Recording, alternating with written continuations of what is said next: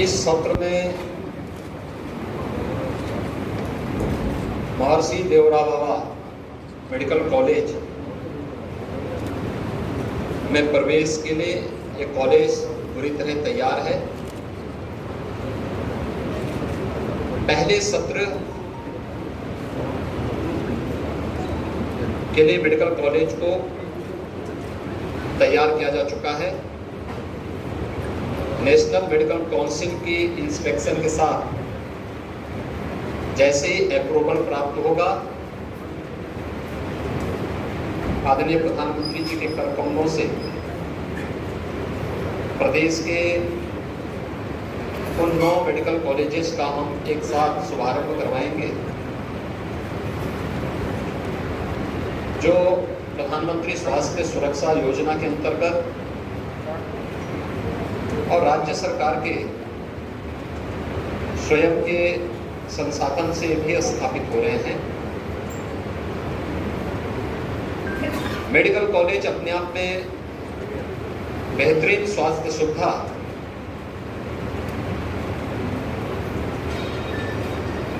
और विशिष्ट स्वास्थ्य सुविधाओं की दृष्टि से अत्यंत महत्वपूर्ण संस्थान होता है।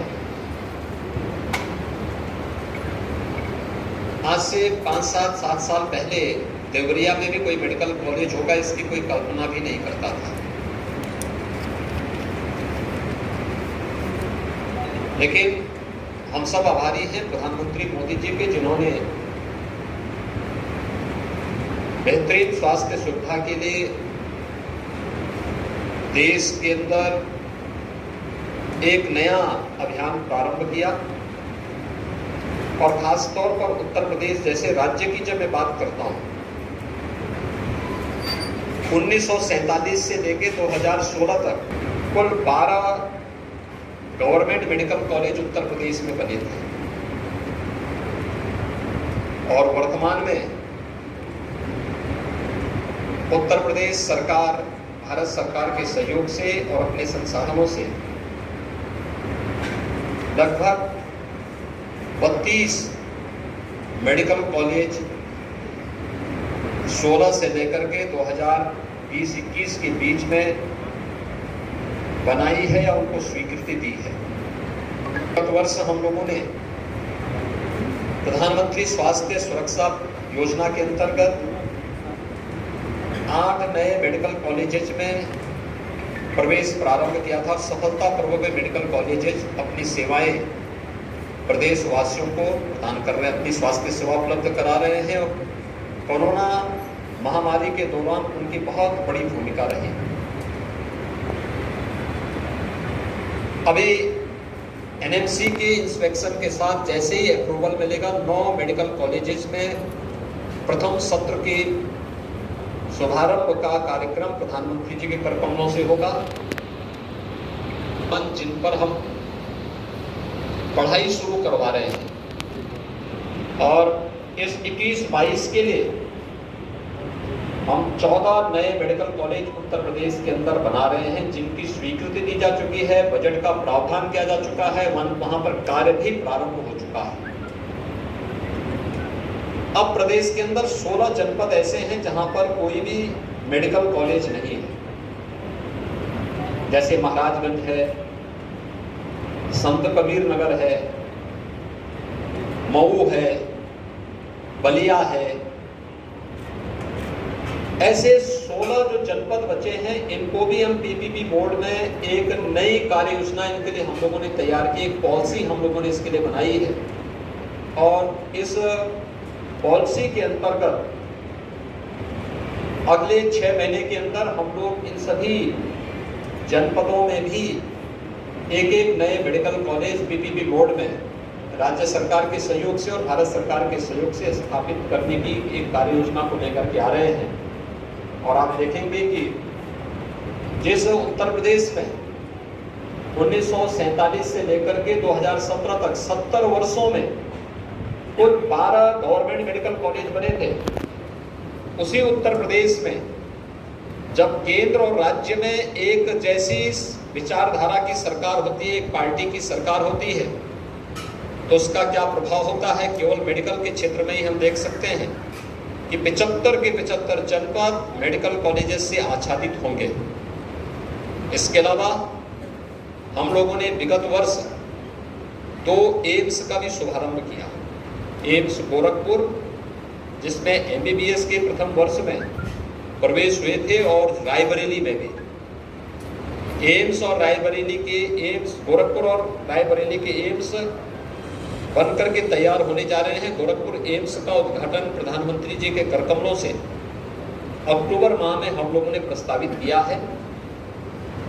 एम्स विश्वस्तरीय स्वास्थ्य सुविधा के लिए जाना जाता है, और एम्स के विश्वस्तरीय स्वास्थ्य सुविधा पूर्वी उत्तर प्रदेश के लोगों को प्राप्त हो पाएगी। यह एक उपलब्धि पूर्वी उत्तर प्रदेश के नागरिकों के लिए प्रधानमंत्री मोदी जी की ओर से विशेष रूप से उपलब्ध कराया जा रहा है। खासतौर पर जो उपलब्धियां इस दौरान प्रदेश ने हासिल की, एक हेल्थ इंफ्रास्ट्रक्चर में देवरिया में मेडिकल कॉलेज, सिद्धार्थनगर में मेडिकल कॉलेज, बस्ती में मेडिकल कॉलेज, पहले केवल BRD मेडिकल कॉलेज गोरखपुर था, आज यहाँ पर मेडिकल कॉलेज देवरिया में इस सत्र में प्रारंभ होने जा रहा है। सिद्धार्थनगर में मेडिकल कॉलेज इसी सत्र में प्रारंभ होने जा रहा है। इसी प्रकार से बस्ती में मेडिकल कॉलेज विगत सत्र में प्रारंभ किया जा चुका है। कुशीनगर में नया मेडिकल कॉलेज इस नए सत्र में 21-22 में हम लोगों ने स्वीकृति दी है। उसके लिए धनावंटन हो चुका है, सारी औपचारिकताएं पूर्ण हो चुकी हैं, केवल कार्य वहां पर प्रारंभ भी हो चुका है। ये कुशीनगर की कार्रवाई आगे बढ़ चुकी है। आजमगढ़ में मेडिकल कॉलेज है,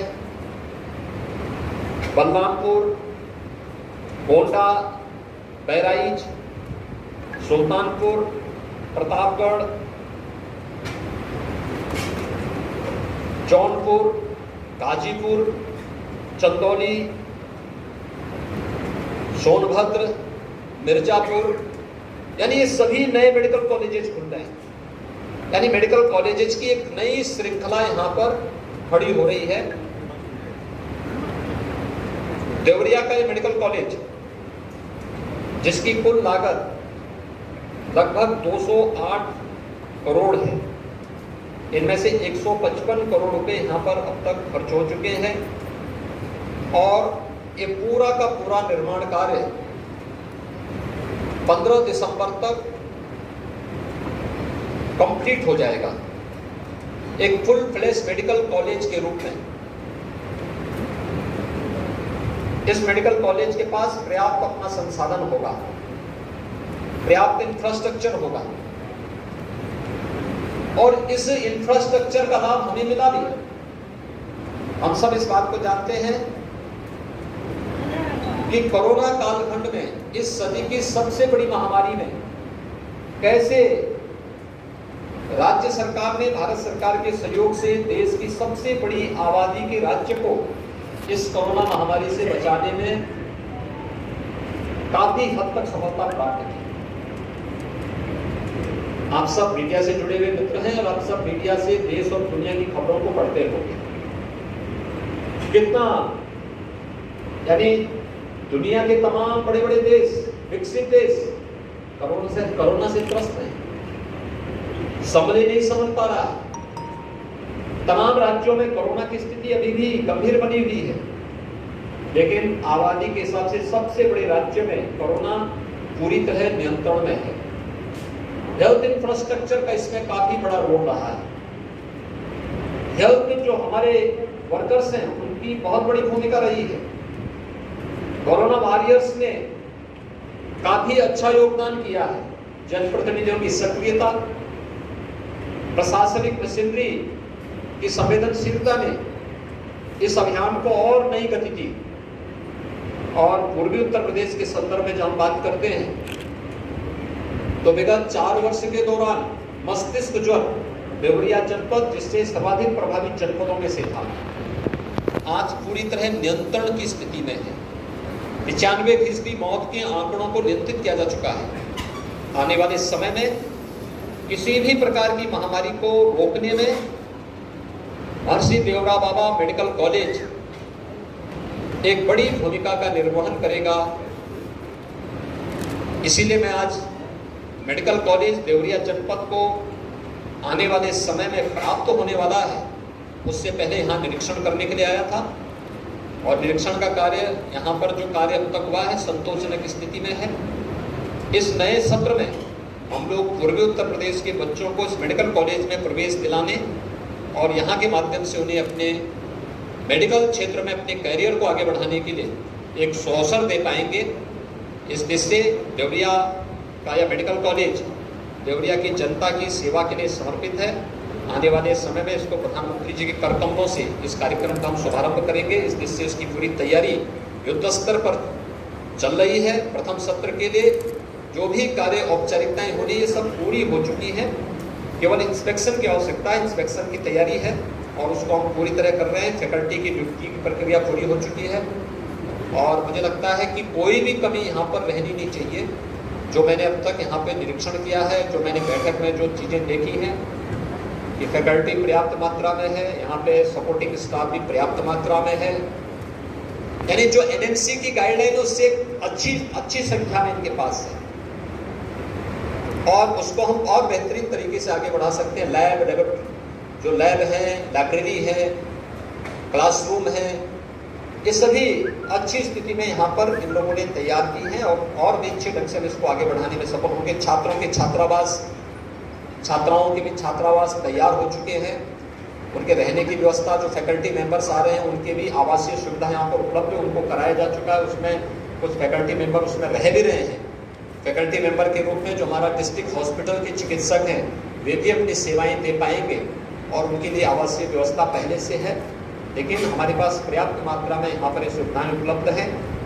जैसे ही एनएमसी की का इंस्पेक्शन होता है और मेडिकल कॉलेज को अप्रूवल मिलता है, उसके साथ ही प्रधानमंत्री जी के कर कमलों से इन सभी 9 मेडिकल कॉलेजेस का शुभारंभ भी करवाएंगे। मैं इस अवसर पर यहाँ पर अच्छे ढंग से मेडिकल एजुकेशन ने जिस कार्यक्रम को आगे बढ़ाया है, हम बेहतरीन तरीके से प्रधानमंत्री जी के द्वारा इस कार्यक्रम का शुभारंभ करा सकेंगे। इसकी तैयारी लोग अतिशीघ्र करवा करके इंस्पेक्शन आदि की औपचारिकताओं को पूर्ण करवा करके इस नए सत्र में हर हाल में प्रवेश की प्रक्रिया संपन्न हो सके। कोरोना महामारी के बावजूद यह राज्य सरकार की और देवरिया के लोगों की एक उपलब्धि होगी कि कोरोना महामारी के बावजूद यहाँ के जनप्रतिनिधियों के प्रयास से मेडिकल कॉलेज एक नए रूप में आगे बढ़ रहा है। यही मुझे आप सबसे कहना था।